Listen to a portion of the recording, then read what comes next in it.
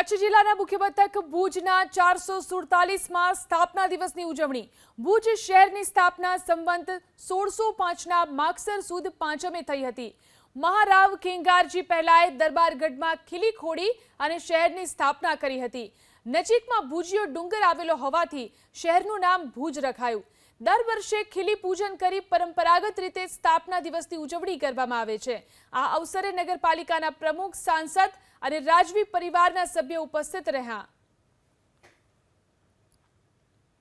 કચ્છ જિલ્લાના મુખ્ય મથક ભુજના 447માં સ્થાપના દિવસની ઉજવણી। ભુજ શહેરની સ્થાપના સંવંત 1605ના માગસર સુદ પાંચમે થઈ હતી। મહારાવ ખેંગારજી પહેલાએ દરબારગઢમાં ખીલી ખોડી અને શહેરની સ્થાપના કરી હતી। નજીકમાં ભુજીયો ડુંગર આવેલો હોવાથી શહેરનું નામ ભુજ રખાયું।